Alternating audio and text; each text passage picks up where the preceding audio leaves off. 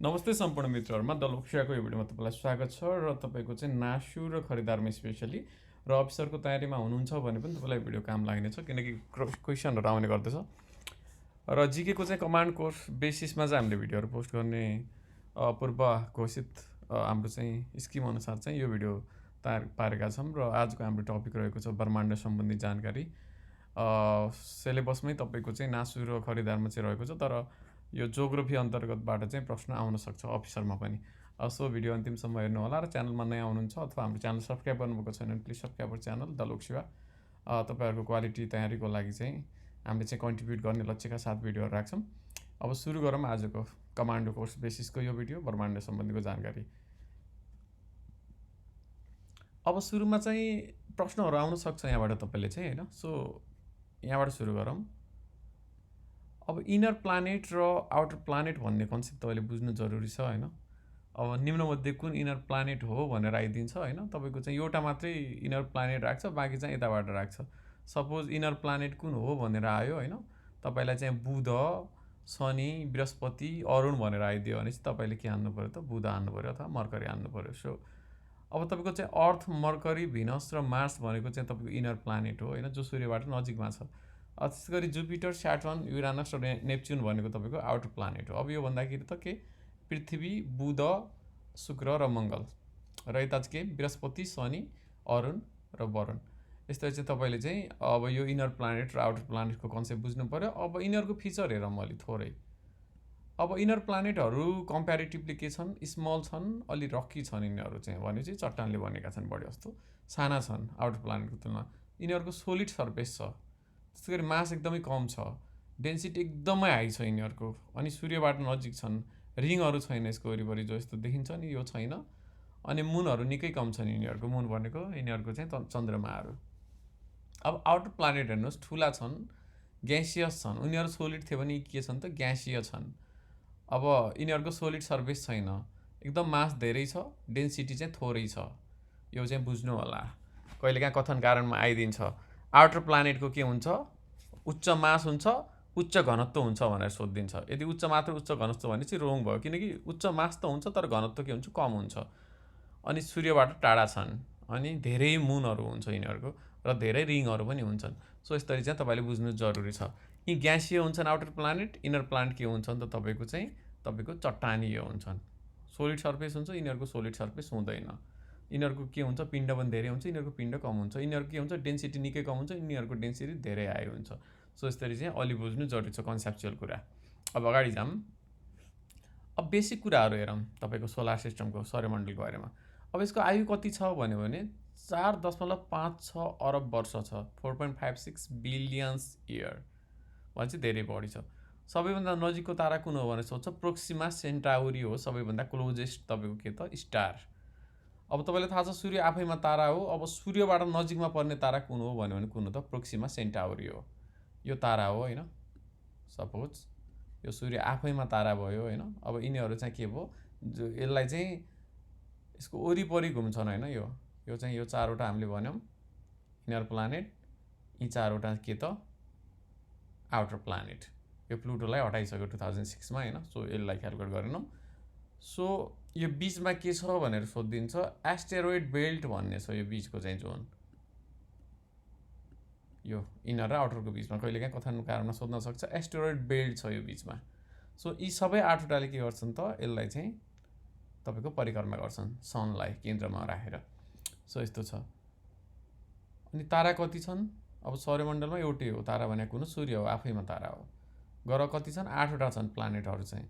उपग्रह कति छन्, करिब 436 भन्छ। यो चाहिँ एकदमै अपडेट पनि भइराखेको हुन्छ, एकदमै तपाईँको फरक फरक देखिन्छ, तपाईँ यसलाई कन्फर्म गर्नु होला होइन। सो कति छ, मैले देखेकोमा चाहिँ भेटाएकोमा 437। पुच्छ्रे ताराहरू कति छन्, 3406, 3406वटा। अब के पर्छन् भन्यो भने सूर्य पर्ने भयो, ग्रह पर्ने भयो, उपग्रह पर्ने भयो, उल्का पर्ने भयो, शिशु ग्रह, उल्का पिण्डहरू, यी सबै परेको। यो सबैको फ्यामिली के हो त, सोलर सिस्टम हो, सौर्यमण्डल हो। सो तपाईँले यो बेसिक कुरा बुझ्नु पर्यो। अब के पर्छन् भन्ने थियो हामीले अलरेडी देखिसक्यौँ होइन, यो कुरा पर्छ।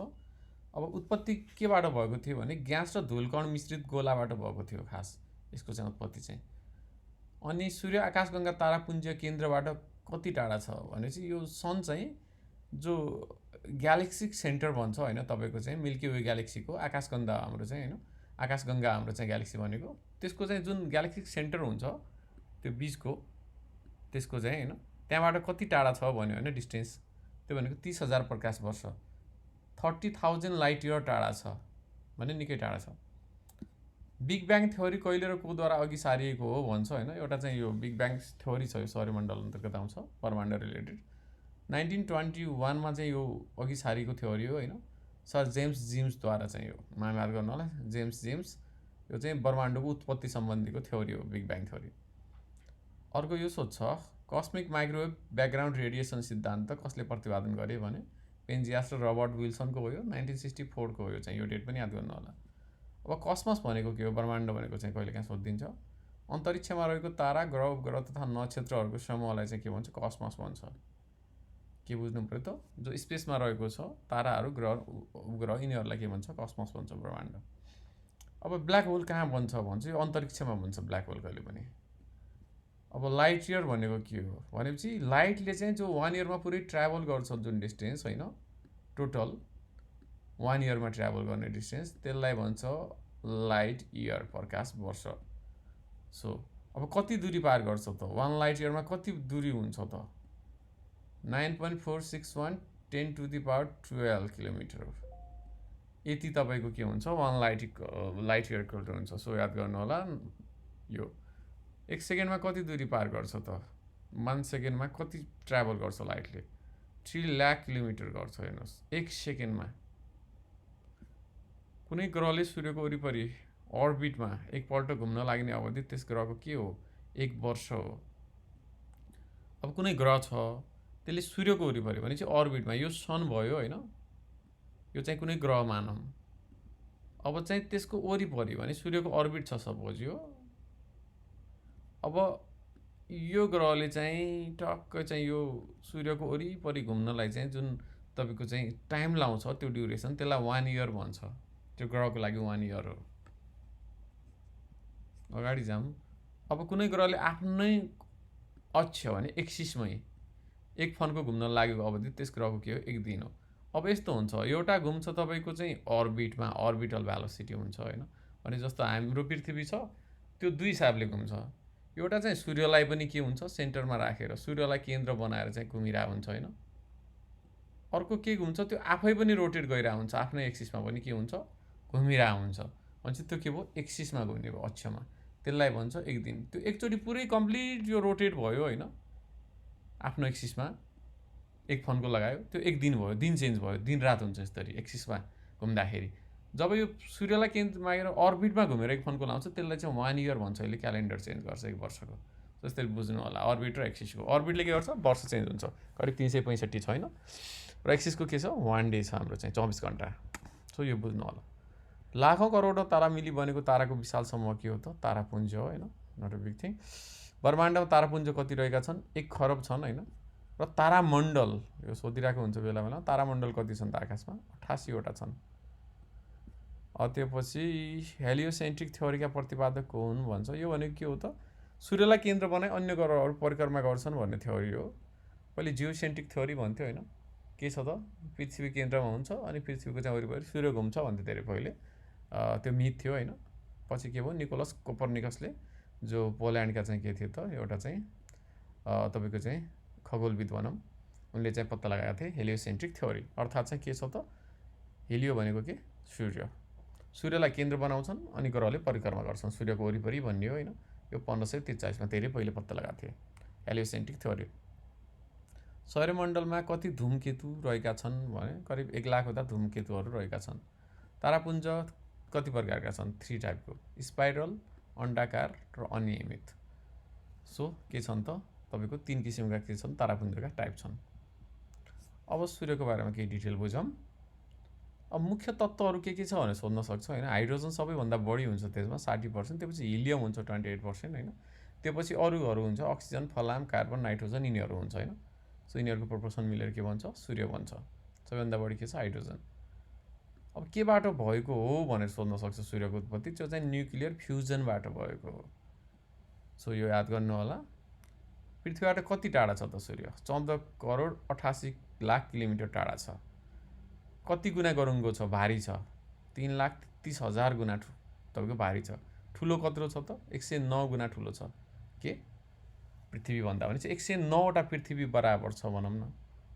तापक्रम कति छ, सतहमा सर्फेसमा चाहिँ 5504 डिग्री हुन्छ, केन्द्रमा 1,50,00,000 डिग्री सेन्टिग्रेड हुन्छ। हेर्नुहोस् यति धेरै छ। अनि सर्फेस टेम्परेचर अलिक कम छ, सेन्टरमा चाहिँ के छ, धेरै छ। अब पृथ्वीसम्म आइपुग्न कति टाइम लाग्छ त?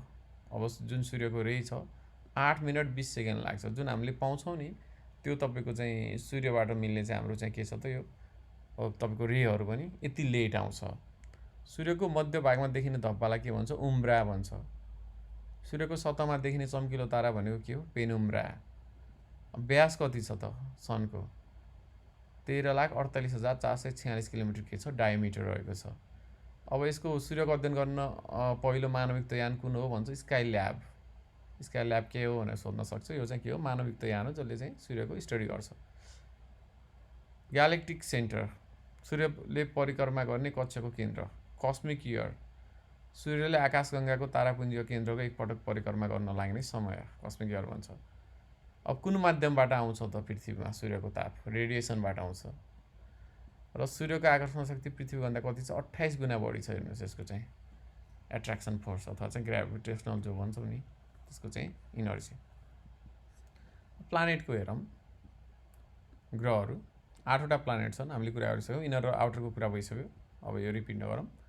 अब यमलाई हटायो भनेको थियो कि मैले 2006 को सेप्टेम्बर 1 मा हटाएको थियो। अब ड्वार्फ प्लानेट कति छन् भनेर सोध्न सक्छ। 5वटा ड्वार्फ प्लानेट छन् होइन हाम्रो सोलर सिस्टममा। अब चट्टानले बनेका संरचना धरातलीय चाहिँ यो 4वटा भनिसक्यो। इनरहरू यो चाहिँ के हो, चट्टानले बने। अनि ग्यासियले बनेका के छन् त, ग्यासिय ग्रह 4वटा छन् जो आउटर प्लानेट पनि हुन्, त्यो सुरुमा आइसक्यो। अब यो दूरीको आधारमा नियरेस्ट टु टाढा बुध छ, त्यसपछि शुक्र छ, पृथ्वी छ, मङ्गल छ। र त्योपछि टाढा के छन्, बृहस्पति, शनि, अरुण, वरुण छन्। यसरी चाहिँ सबैभन्दा टाढाको ग्रह कुन हो भने वरुण हो। नजिकको कुन हो, बुध हो। अब थोरै यिनीहरूको बारेमा हेरौँ। मर्करी, बुधको बारेमा। अब सबैभन्दा नजिकमा रहेको हो अनि सबैभन्दा सानो पनि हो होइन। अब 5,76,00,000 किमी छ। हेर्नुहोस् धेरै नजिक छ। मेसेन्जर यस्तो यान हो जसले पहिलोचोटि बुधलाई परिक्रमा गरेको थियो। यसमा भएको खाल्डोलाई के भन्छ, क्यारोलिस बेसिन भन्छ। सो सबैभन्दा नजिकको कुन हो, सानो कुन हो, मर्करी, बुध। अब भिनसको बारेमा हेरौँ। यो दोस्रो नजिकको ग्रह हो होइन। लामो दिन हुन्छ यसमा चाहिँ सबैभन्दा, भनेपछि के छ त, आफ्नो एक्सिसमा घुम्न सबैभन्दा बढी टाइम लाउँछ यो भेनसले। Goddess of love and beauty पनि भन्छ यसलाई। अब अलि मिस्टिरियस प्लानेट पनि भन्छ, रहस्यमय ग्रह। सबैभन्दा तातो र चम्किलो ग्रह पनि हो यो। सबैभन्दा एकदमै हटेस्ट कुन हो त, नजिकको भएर पनि मर्करी होइन, भिनस हो सबैभन्दा तातो र चम्किलो। अब पृथ्वीको बारेमा हेरौँ। यतासम्म पृथ्वी छ, यतादेखि अरू छ। अब परिक्रमा गर्न कति लाउँछ त सूर्यलाई अर्बिटमा चाहिँ एक फन्को लाउन, 365 दिन 5 घन्टा 48 मिनट र यति सेकेन्ड लाउँछ। भनेपछि त्यही भएर के हुन्छ त, हरेक 4 वर्षमा चाहिँ तपाईँको चाहिँ एक दिन थपेर के हुन्छ त, 366 जस्तो हुन्छ होइन, हरेक 4th इयरको क्यालेन्डर। किन हुन्छ त, त्यहाँ फेब्रुअरी हामी चाहिँ अरू साल चाहिँ 28 को हुन्थ्यो, त्यहाँ चाहिँ लिप इयरमा अधिक वर्ष हुँदाखेरि के हुन्छ, एउटा क्यालेन्डर इयरमा एउटा वर्ष थपिन्छ, सरी एक दिन थपिन्छ र फेब्रुअरी 29 को हुन्छ। किन हुन्छ, किनकि अर्बिटमा फन्को लगाउन केवल ठ्याक्कै 365 दिन लाग्दैन, 5 घन्टा 48 मिनट र यति सेकेन्ड पनि लाग्छ।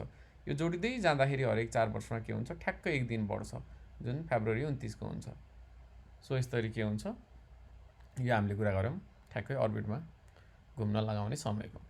अब आफ्नो अक्षमा एक्सिसमा फन्को लाउन कति लाग्छ त, आफै पनि रोटेट भइरहेको हुन्छ।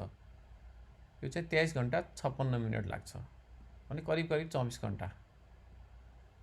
पृथ्वी आफ्नो अक्षमा कति डिग्रीको कोणमा ढल्केको छ, 66/1.2 डिग्रीले के गरेको छ, ढल्केको छ। पृथ्वीले सूर्यको परिक्रमा गर्ने गति कति हो, 30 किलोमिटर पर सेकेन्ड हो। यो स्पिडले चाहिँ के गर्छ, परिक्रमा गरिराखेको हुन्छ सनलाई। पृथ्वीको पिण्ड कति छ, 6×10⁻24 किलोमिटर छ। हेर्नुहोस् यति भारी छ पृथ्वी। अब कतिवटा राशि छन् त पृथ्वीका, 12वटा। नक्षत्र कति छन्, 27वटा। अब कतातिर घुम्छ भनेर सोध्न सक्छ पृथ्वी, पश्चिमबाट पूर्वतर्फ घुम्छ। इक्विनक्स भनेको के हो, इक्वेल, तपाईँको दिन र बराबर हुने। दिन र रात बराबर हुने। 21 मार्च र 23 सेप्टेम्बरमा के हुन्छ, दिन र रात बराबर हुन्छ, यसलाई इक्विनोक्स भन्छ। सबैभन्दा लामो दिन भनेको 21 जुन हो, सबैभन्दा छोटो दिन भनेको 22 डिसेम्बर हो। ब्लू प्लानेट भन्छ पृथ्वीलाई। अब यहाँ पृथ्वीसँग मिल्दोजुल्दो वातावरण भएको चाहिँ कुन हो, मङ्गल हो। त्यस्तै गरी ध्रुवीय व्यास कति छ भनेर तपाईँलाई सोध्न सक्छ। त्यो भनेको के त, तपाईँको चाहिँ दुई किसिमको डायमिटर हामीले चाहिँ कुरा गर्छौँ। एउटा चाहिँ तपाईँको हुन्छ यस्तो त्यो डायमिटर पोलारको होइन, पोलार डायमिटर भनौँ होइन, नर्थ टु साउथको चाहिँ यो एउटा भयो इक्वेटोरियल, यो भयो। अब हामीलाई सोधेको छ ध्रुवीय सोध्यो भने कति हुन्छ, 12,714 छ किलोमिटर। हेर्नुहोस्, तर तपाईँको भूमध्य रेखीय भन्यो भने 12,756 छ। भनेपछि यो चाहिँ अलि के छ त, फुकेको रहेछ। एक्ज्याक्टली पर्फेक्ट तपाईँको के छ, गोलो छैन। यो भूमध्य रेखातिर अहिले फैलिएको रहेछ, यो चाहिँ यहाँ अलिक खुम्चिएको छ। त्यही भएर के भयो त, यो नर्थ टु साउथ अर्थात् चाहिँ यो पोलार भने ध्रुवको चाहिँ व्यास कम छ, थोरै थोरै, नट धेरै ठुलो मार्जिन होइन। सो यो दुईवटा डायमिटर याद गर्नुभयो। औसत चाहिँ कति, 12,735 किलोमिटर। अब कुन त्यो तापमण्डलमा पाउँछ ओजन त भन्न सक्छ, ओजन लेयर समतापमण्डलमा पाउँछ। अब अर्को हेरौँ, मार्स अर्थात् मङ्गल। अब यसलाई रेड प्लानेट भन्छ होइन। रातो देखिनुको कारण चाहिँ लिनोमाइट हो होइन। किन रातो देखिन्छ भने लिनोमाइटको कारणले चाहिँ, लिमोनाइट। यहाँको सबभन्दा अग्लो चुचुरो कुन हो, निक्स ओलम्पिया भन्छ। यो कताको भनेर सोध्न सक्छ, यो चाहिँ मङ्गलको हो सबभन्दा अग्लो चुचुरो। उपग्रह दुईवटा छन्, फोबोस र डिमोस, याद गर्नु होला, धेरैचोटि आएको छ। मङ्गलका दुईवटा उपग्रह। प्रक्षेपण गरिएको यान भाइकिङ 1 हो मङ्गलमा। अर्को हेरौँ, Jupiter, king of the planet भन्छ ग्रहको राजा यसलाई। सबैभन्दा ठुलो ग्रह पनि हो यो। सबैभन्दा छोटो दिन हुन्छ यहाँ चाहिँ, शुक्रमा चाहिँ सबैभन्दा लामो दिन हुन्छ। सबैभन्दा धेरै उपग्रह भएको ग्रह पनि हो यो, सेटेलाइटहरू धेरै छ। सबैभन्दा ठुलो उपग्रह चाहिँ गेनिमेड हो, यो सोलर सिस्टमकै सबैभन्दा ठुलो पनि हो। अब स्याटर्नको हेरौँ, शनिको दोस्रो ठुलो प्लानेट हो यो चाहिँ होइन। येल्लो प्लानेट पनि भन्छ यसलाई। औसत घनत्व सबैभन्दा कम भएको पनि हो होइन, एभरेज डेन्सिटी।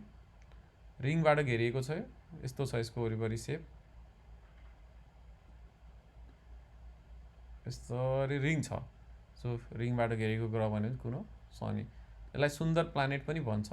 सबैभन्दा ठुलो ग्रह चाहिँ के हो, टाइटन हो। टाइटन कसको हो भने सोध्न सक्छ, शनिको हो। पत्ता लगाउने चाहिँ ग्यालिलियो थिए। अब युरानसको हेरौँ, अरुणको। यसलाई ग्रिन प्लानेट भन्छ, कन्फ्युज नहुनु होला। ब्लू प्लानेट भनेको हाम्रो चाहिँ निलो, हरियो चाहिँ के, अरुण।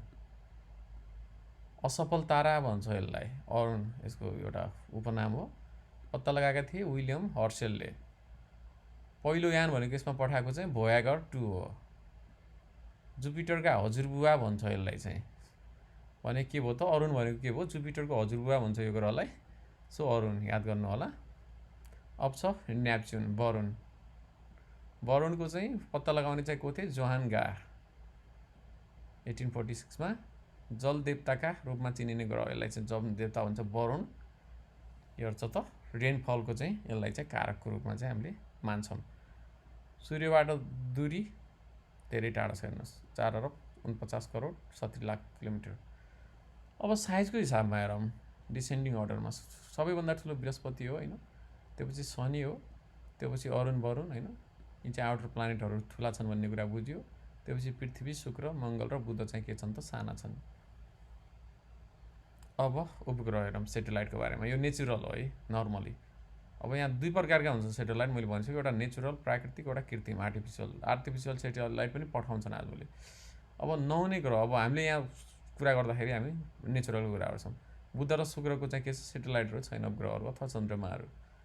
ग्रह र उपग्रहको कक्ष दीर्घवृत्ताकार रूपमा रहेको कुरा पत्ता लगाउने जोहानस केप्लरले पत्ता लगाएका थिए। यिनीहरूको के छ, एक्सिस दीर्घवृत्ताकार छ भनेर।